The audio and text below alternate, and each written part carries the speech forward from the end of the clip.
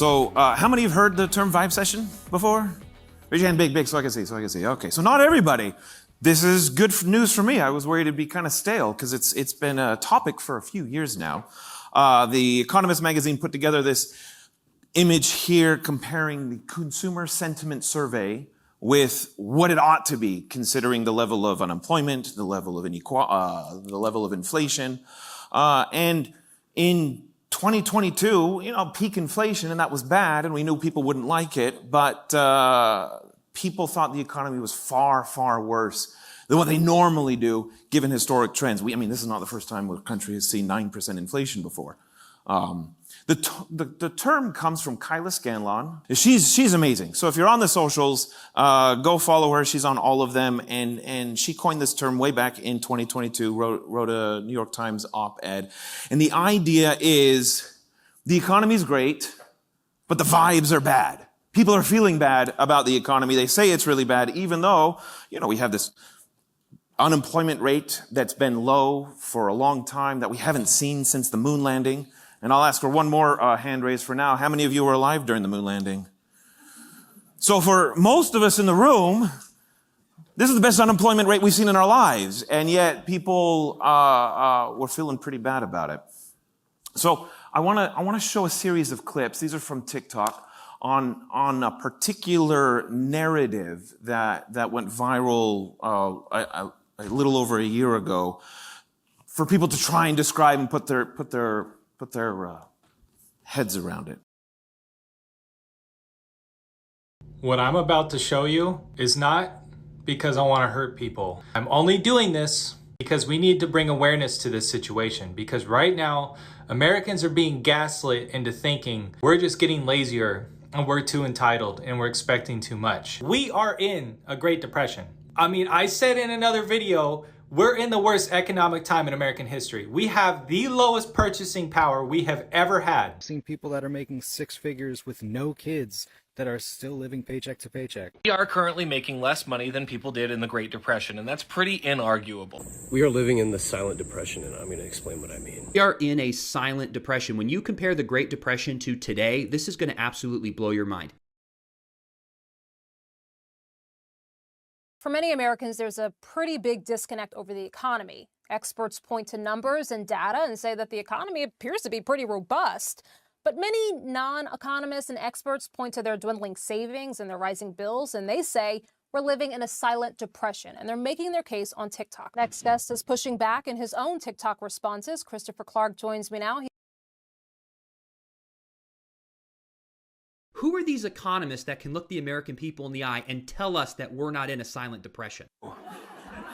Who are you to tell them what's going on in their lives? Who are you to tell them that the economy's doing well? We can get all nerdy. We can talk about philosophy of epistemology and say, well, how we know about the world around us is through representative samples, and private data supports public data. And we can go on and we can counterpoint piece by piece. Each one of those videos went mega viral on TikTok, or 10 million plus. In one day, 3 million views.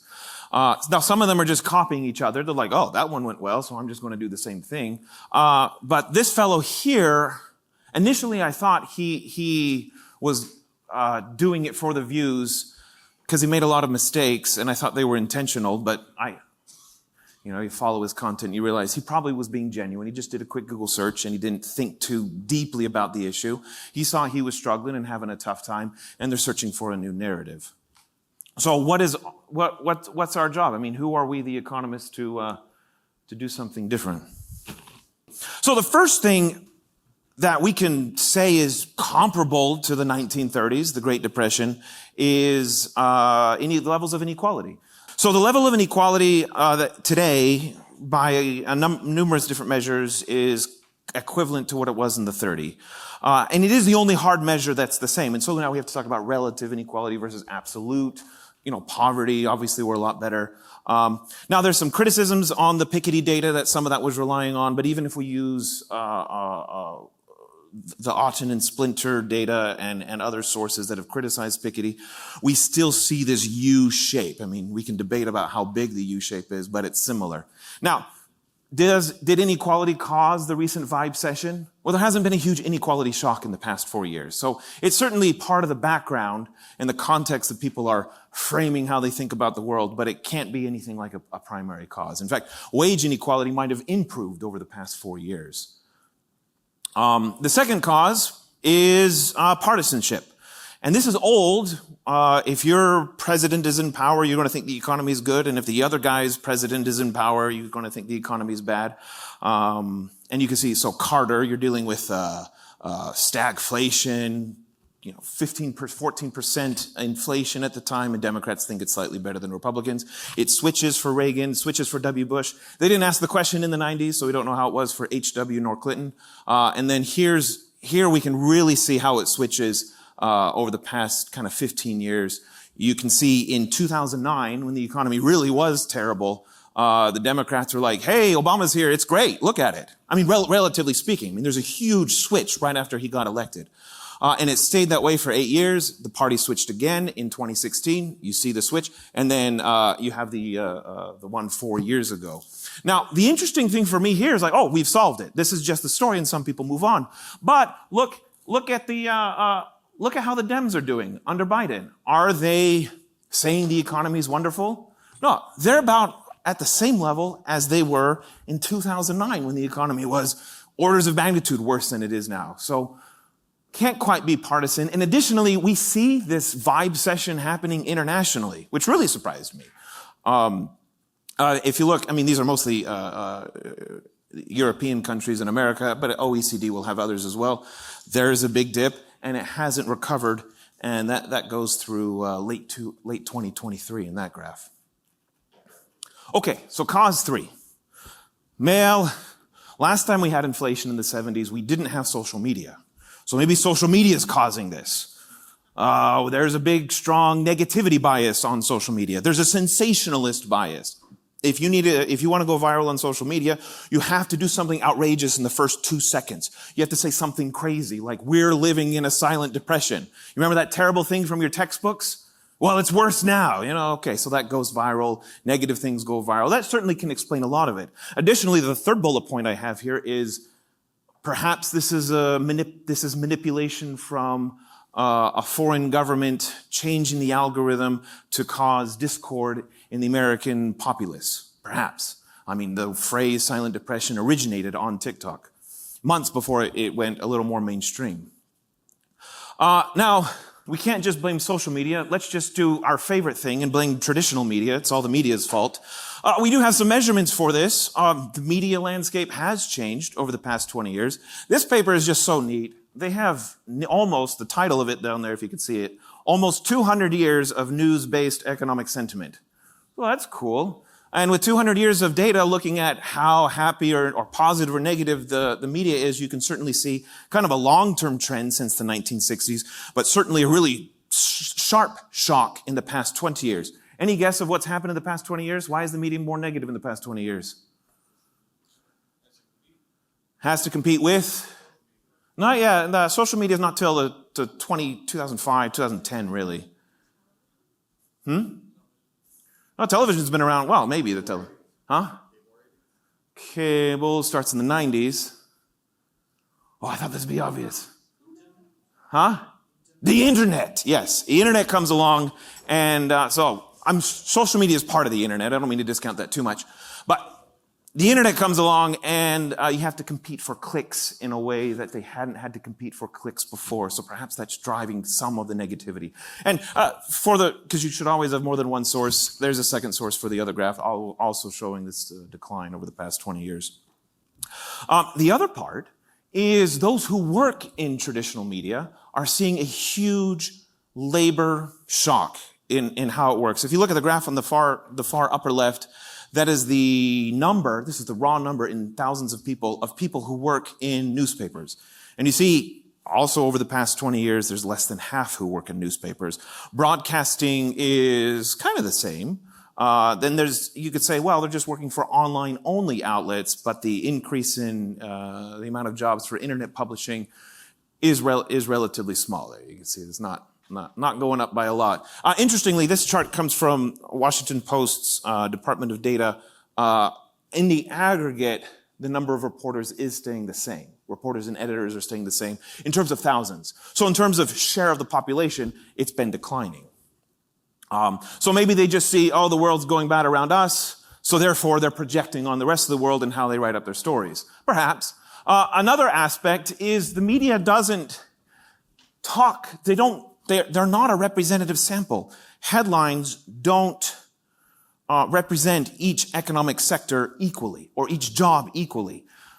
So here they emphasize the tech industry because that's hip, that's exciting. And not just all of the tech industry, but certain large companies in the tech industry over and above their economic representation. So anytime one of these firms would do a layoff of any size, I mean, here's hundreds, literally hundreds, they get a headline, multiple headlines this story got, not just at CNBC, but like a whole bunch of other ones too, major outlets.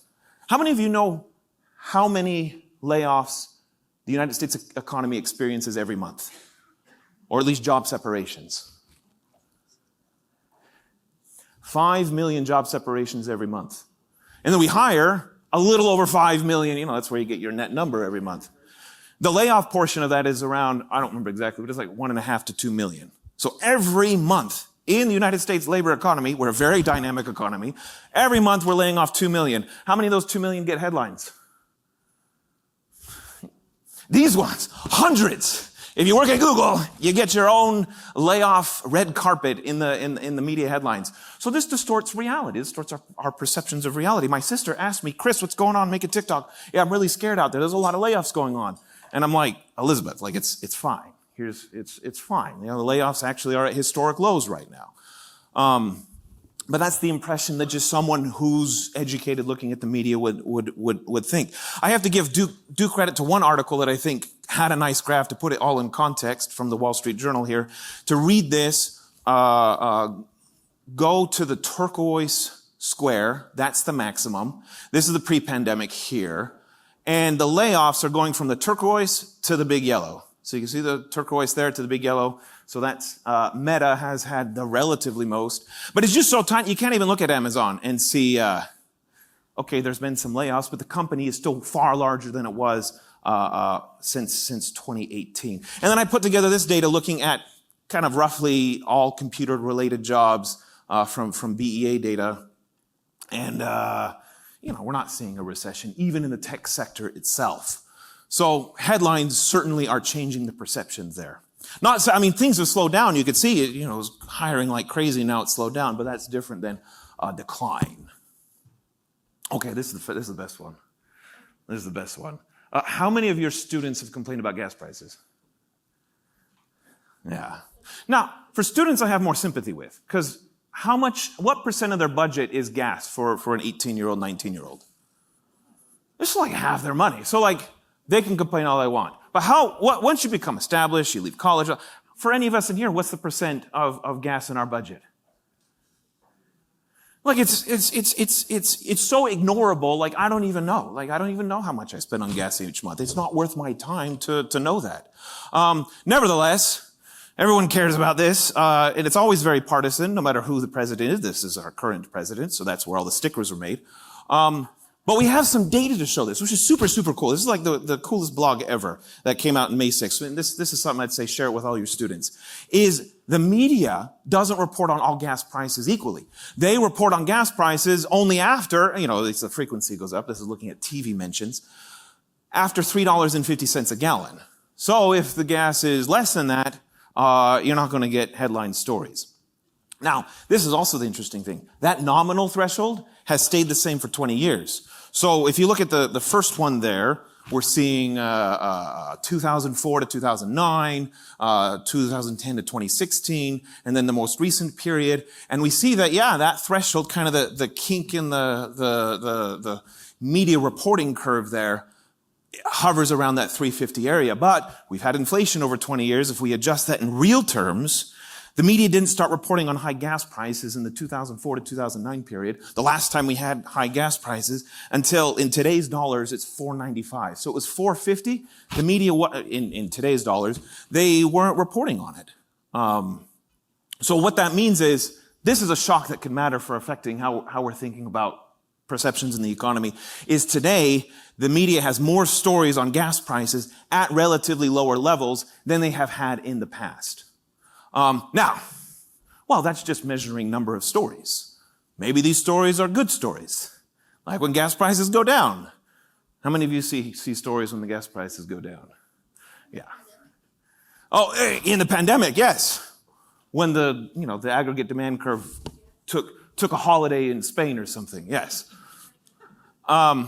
No, I mean, so this is looking at how many of them are negative. So 70% of the stories are negative. There's a slightly worse gap, more negativity on cable versus network. I don't know if it's statistically significant. They don't have error bands around it, but it's not good either way. So these are negative gas stories, very, very salient.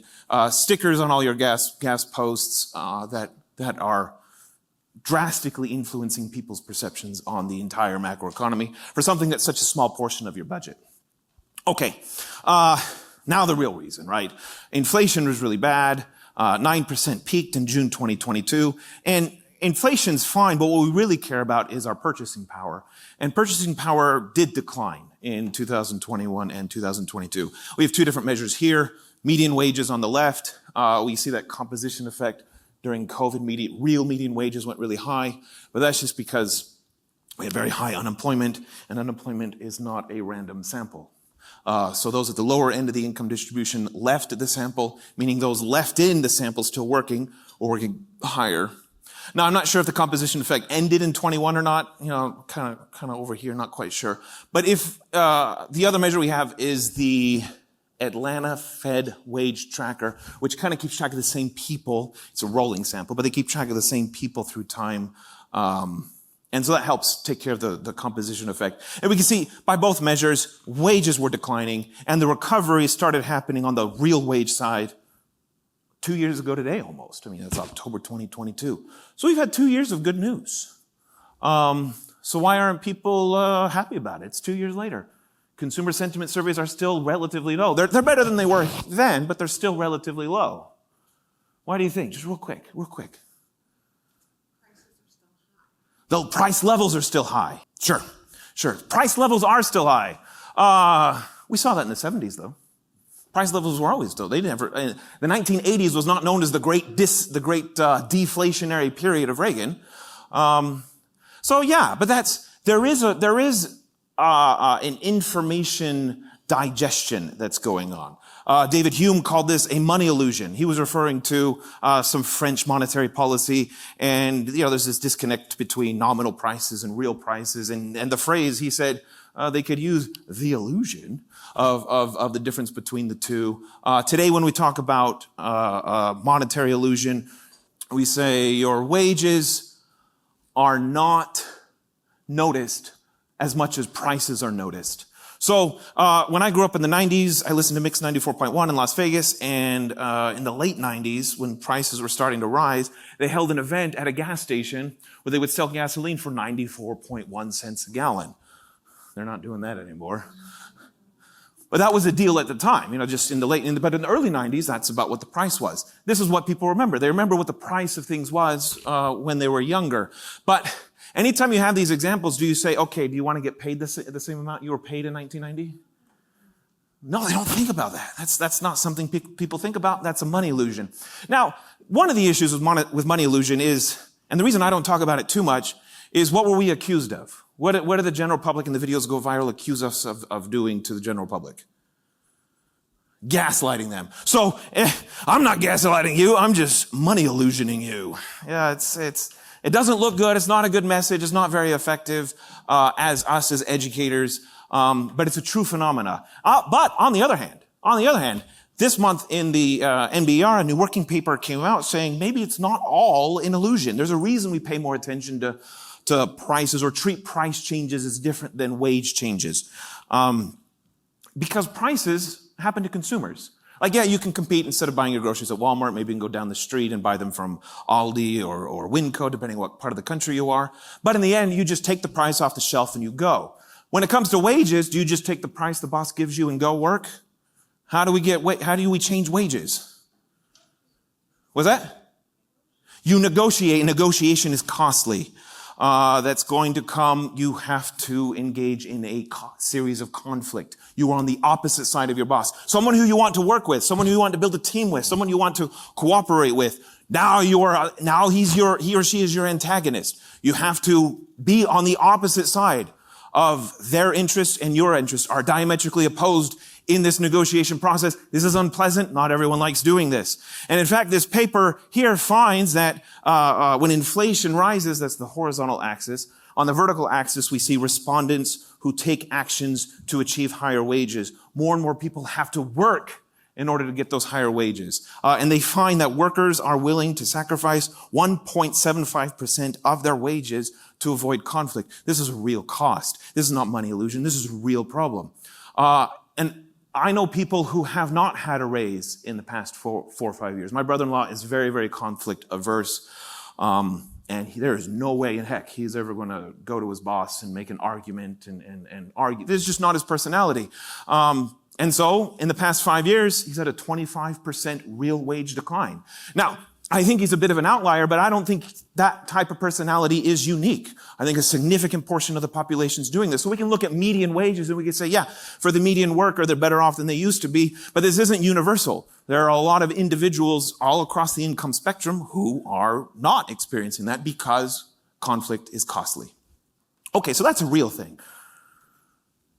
To sum up, on this inflation bit, first inflationary period in 40 years, this shock was sudden. So I think one of the differences between the 70s experience and what we're seeing today is in the 70s, you had a little bit of inflation in the 60s, and a bit of inflation in the 70s, the shock of 74, the shock of 79.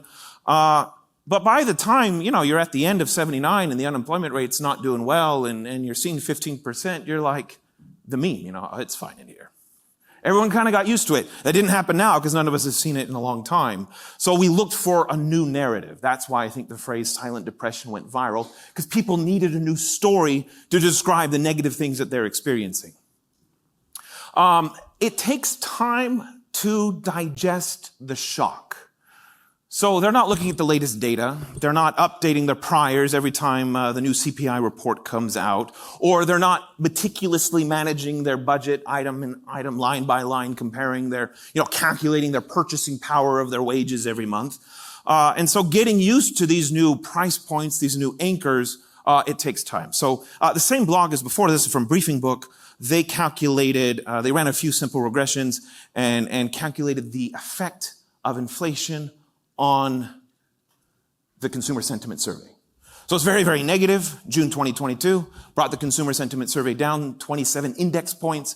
And then they went through, Then they went through October 23. So about a year ago is as late as their data had. And then they kind of forecast forward and saying, hey, things are going to get better if we follow these historic patterns, because they find there's like a 6 to 12 month lag after the end of an inflationary period and the rise of consumer sentiment. So I put together the consumer sentiment, kind of just zoomed into this period here. Now, I'm not looking at a regression result, so I'm not controlling for everything. It's just the raw data. But October 23, and did it get better? Yeah, it got better, but I don't know. Is it still all the way better? No. So there's more to it than just this digestion story, but certainly digestion is part, this data literacy digestion is part of the story. So reality versus mistaken ? Perceptions. So what's real? Real wages declined in 21 and 22, and people they're going to still feel that. Even years later, because they have to readjust their priors and their psychological anchors.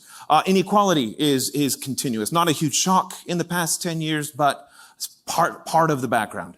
Housing is less affordable. This is a huge shock. Housing's far less affordable than it was 40 years ago, not just for purchasing, but also for rents. And then negotiating wage raises is costly. These are all real things. What's perception? What's something that's probably not real, but it's part of the tools people use to decide or figure out what is happening in reality are political partisanship, the negative and sensationalist biases of traditional and social medias, as well as macroeconomic data illiteracy, which is our job, right? We're supposed to help people improve their macroeconomic data illiteracy. I think this chart kind of tells the whole story really easy here. The top number in the little circles there is asking about their own finances. This comes from a Federal Reserve survey, their well-being survey. And this goes from 2017 to 23. How are people feeling about their personal finances? It's about the same. In fact, you can kind of see the stimulus in 2021 went up a little bit. There is no recession on personal finances.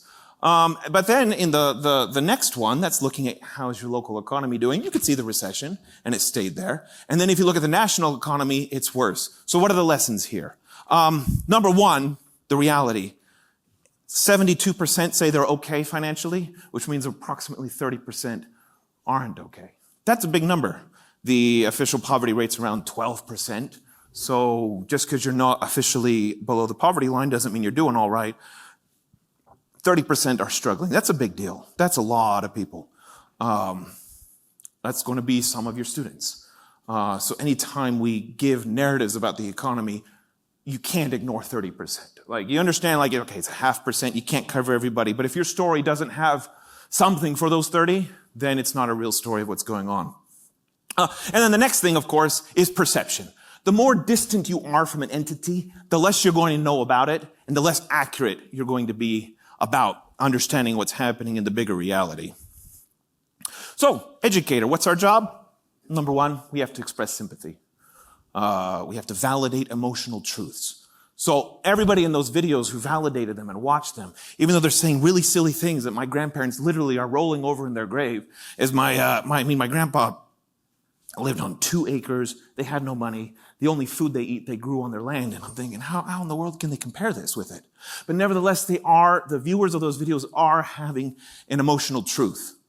So you have to validate that. That's just simple empirical observation, acknowledging that truth. And then you have to say where the economy is doing poorly. Housing is doing bad. 1980, the average age of a first-time home buyer was 29 years old, and today that's 35.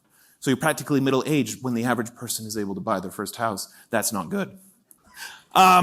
Treat folks who are making these claims with dignity. This is a little harder. So some creators are grifters. You know, they're bad actors in the public discourse, but the audience is genuine. And then finally, teach data, definitions, sources in our classroom. We need to increase the macroeconomic literacy. I'll just give a quick plug to Our World in Data. We all know what FRED is, but if you're not familiar with Our World in Data, this is like the best site ever. So it's super awesome. Spend some time there, and maybe we'll all do better. So here's Google Trends for silent depression. It ended up being just a fad. You know, kind of died out about 9 months ago, and hopefully our economy will continue to improve, and we'll be able to give our students more rosy news in the future. Thank you, everybody.